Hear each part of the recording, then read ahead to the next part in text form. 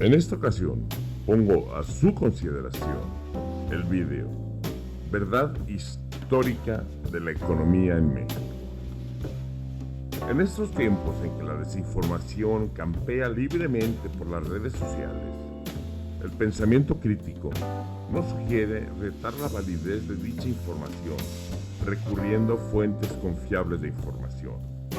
Es por esto que me he permitido investigar a fondo sobre la historia económica mexicana contemporánea, seleccionando la información que encontrarán a continuación, misma que ha sido tomada de fuentes de prestigio internacional.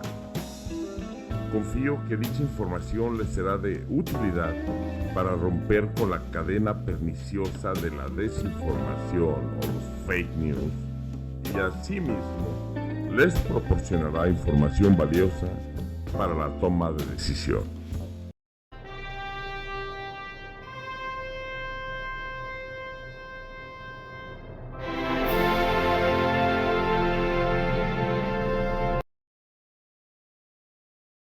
En 1943, George Orwell, el escritor de la novela profética 1984, citaba: "La historia la escriben los vencedores". Sin embargo, creo que a día de hoy esta frase ha quedado un poco corta, debiendo ser tal vez de la siguiente manera: la historia se escribe con desinformación o con fake news. Hablemos de los 11 principios de la propaganda de Joseph Goebbels. Los principios de la propaganda del partido nazi les dieron muchísima popularidad en muy poco tiempo. Los estados autoritarios, por sus propias ideas fundacionales, siempre han aspirado a controlar a los individuos que ampara su ominoso paraguas ideológico. En este sentido, definir el camino mediante el cual poder moldear lo más íntimo de todo ser humano, su pensamiento y su mente. Esta siempre ha sido la principal meta a conquistar por parte de los regímenes autoritarios. Y al respecto tenemos que Joseph Goebbels, quien fuera ministro de propaganda del Tercer Reich, redactó una serie de 11 sencillas reglas para lograr con este cometido. Una de ellas es la que en este momento ven en su monitor, que dice: la propaganda funciona mejor cuando aquellos que están siendo manipulados se sienten confiados en que actúan bajo su propia voluntad. A continuación veremos un gráfico sobre la evolución de la inflación de países pertenecientes a la OCDE en un periodo que comprende de 1965 a 2022. El indicador que se tomó para esta encuesta fue el índice de precios y cotizaciones acumulado a 12 meses. Y las fuentes son el Fondo Monetario Internacional, el Banco Mundial y la OCDE.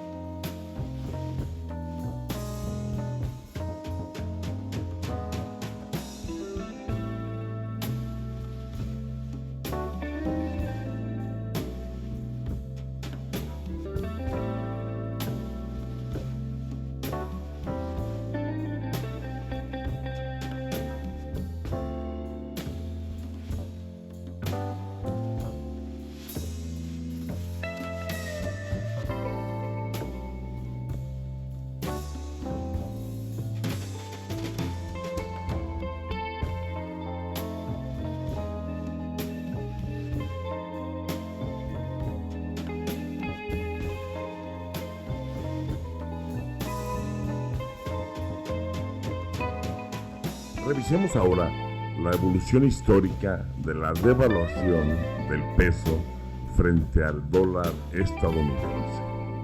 Este es el porcentaje sexenal acumulado. En esta gráfica podemos observar de una manera casi trágica o por demás dramática como en el periodo de 1983 a 1988, en el cual el expresidente en turno era Miguel de la Madrid Hurtado. Durante su mandato, la devaluación alcanzó un escandaloso 1.437.69%. Fue tan grave esta devaluación que al peso mexicano se le tuvieron que quitar 3 ceros. En segundo lugar, tenemos justo un mandato anterior, de 1977 a 1982, con el expresidente José López Portillo. La devaluación alcanzó un 616.25%. Y el tercer lugar se encuentra entre 1989 y 1994 y corresponde al expresidente Carlos Salinas de Gortari, en cuyo mandato la inflación alcanzó un 131.81%. Cabe la pena mencionar, varias cosas. Una de ellas, la fuente es la Secretaría de Economía de México. Otra cosa muy importante que mencionar es que desde 1935 hasta el 2018, solamente en un periodo presidencial el peso ha logrado apreciarse frente al dólar. Esto es, ha ganado valor en comparación al dólar. Y esto ocurrió durante el mandato de Manuel Ávila Camacho, de 1941 a 1946. En el cual el peso no solamente no se devaluó, sino que se apreció en un 10,19%. Y quiero llamar también su atención al periodo que está marcado justo antes de Manuel Ávila Camacho, que es el que está marcado entre el periodo de 1935 a 1940. Sexenal. El presidente era entonces el general Lázaro Cárdenas del Río, quien tuvo que enfrentar en 1938 la privatización de la industria petrolera extranjera. Y ya que las arcas hacendarias eran insuficientes para poder indemnizar a las empresas inglesas, estadounidenses y de otras naciones, el pueblo mexicano, en un acto sin precedentes, acudían hacia diversos módulos a donar lo que tenían, sin importar su condición social. En estos centros donaban objetos de metal para fundir el metal y venderlo, monedas, joyas, incluso gallinas. Y es importante que, no obstante este tremendo sacrificio del pueblo mexicano, la inflación jamás superó el 50%. Sin embargo, con otros presidentes que no tuvieron nada parecido a esto, la inflación fue superior al 50%. Por poner más de un ejemplo, tenemos el caso de Miguel Alemán Valdés, con una devaluación del 78%, de Luis Echeverría Álvarez con un 63%, de Ernesto Zedillo con un 79,89%, como de Enrique Peña Nieto con un 54,5%. Esto habla de lo maravilloso que es el pueblo mexicano y de lo peligroso que es dejar un país en manos de gobernantes déspotas e ineficientes.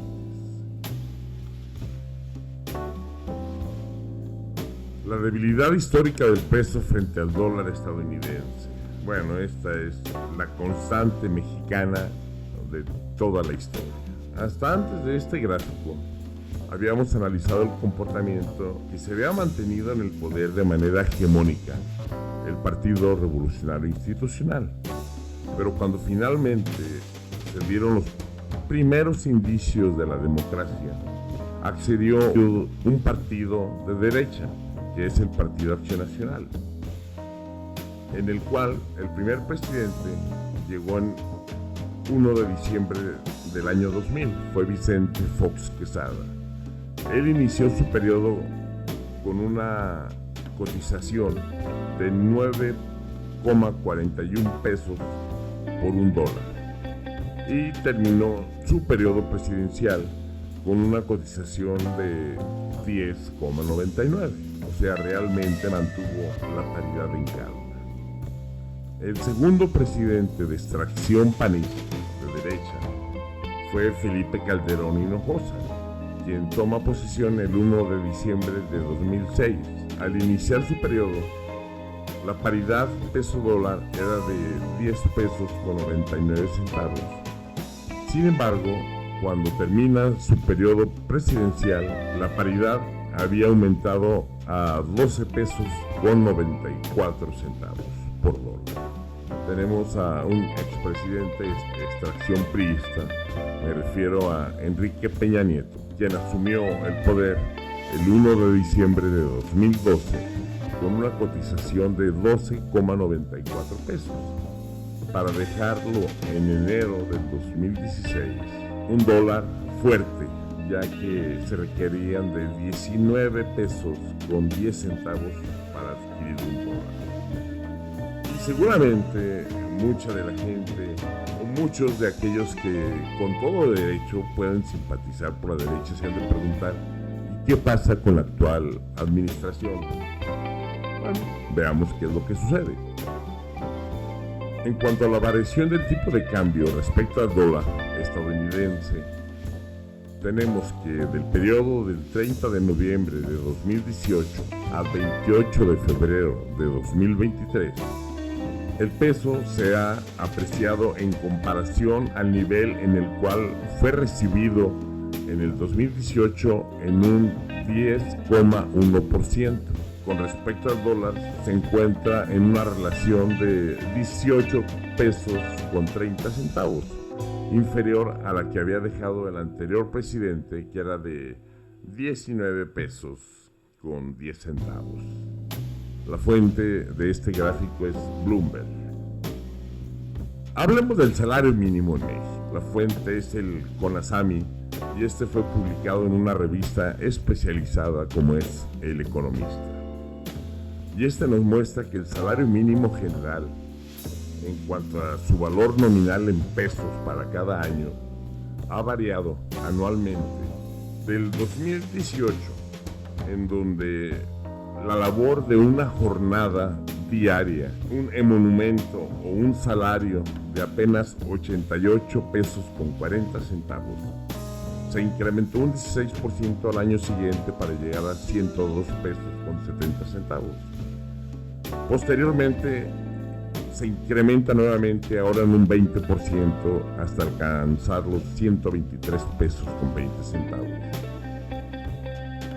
En plena epidemia de COVID se da este incremento del 20% y todavía con la epidemia del COVID encima se vuelve a dar un incremento ahora del 15% para alcanzar los 141 pesos diarios con 70 centavos.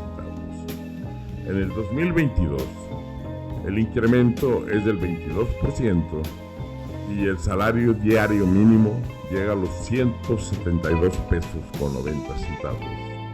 Para el 2023, con otro 20% de incremento, el salario diario en México llega a 207 pesos con 40 centavos y el salario actual en este 2024 es de 248 pesos con 90 centavos. Se podrá argumentar que es un salario ridículo en comparación a los salarios europeos. Sin embargo, México no está en Europa, México está en el continente americano y está inscrito en la región de América Latina.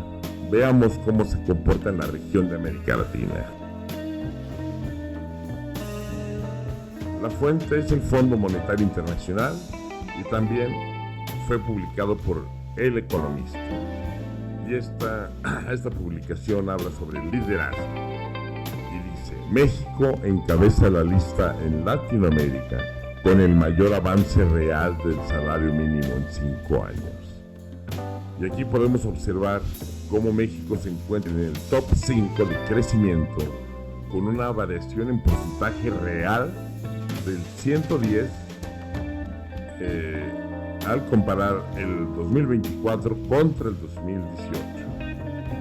Y también, mucha gente habla de esto es lo que pasa con el salario, o esto es lo que pasa con la devaluación o con la inflación, pero ¿qué pasa con la riqueza producida por el país?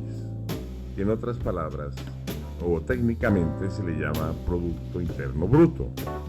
Bueno, veamos la evolución del Producto Interno Bruto en México en billones de dólares o en miles de millones para los latinoamericanos de dólares americanos. Tenemos que en el 2012, bajo la administración de Felipe Calderón, el Producto Interno Bruto, la riqueza producida por México, era apenas superior a los 1.200 millones de dólares. Transcurrieron 6 años, del 2013 hasta 2018, con Enrique Peña Nieto, de extracción priista, en la cual la evolución del Producto Interno Bruto prácticamente fue negativa, ya que del 1.25 pasó apenas al 1.21. En cuanto a la administración actual del presidente López Obrador, no obstante de la crisis mundial provocada por el brote del COVID, se ha logrado romper con la barrera psicológica de los 1.500 millones de dólares estadounidenses, y esto se logró en el 2023. La fuente, por cierto, es el Banco Mundial. Finalmente, no me resta más que agradecerles a todos los que han llegado hasta este momento del video. Y agradezco su paciencia y su atención. Y en esta ocasión quiero solicitarles algo muy especial. Quiero pedirles que compartan este video, no con uno ni con dos, con todos sus contactos, ya que este debe ser nuestro pequeño gran esfuerzo para intentar frenar esta ola de desinformación y de falsas noticias que tanto inundan y tanto dañan a las redes sociales. Y esta que actualmente vivimos, en el caso específico de México, está orquestada por la coalición múltiple de partidos políticos, cuya abanderada es la ex senadora Xóchitl Gálvez. El único afán de esta coalición multipartidista no es otra que la de regresar al poder, no para servir a los mexicanos, sino para continuar saqueando al país como lo han hecho, como consta en los gráficos que hemos observado durante los últimos 100 años. Sin más que agregar, se despide de ustedes su amigo José Mario. Carpe diem. Chao. Perdón, olvidaba esta cita que, por cierto, viene como anillo al dedo. Y dice: si 50 millones de personas creen en una tontería, sigue siendo una tontería. Esta fue dicha por Anatole France. Gracias.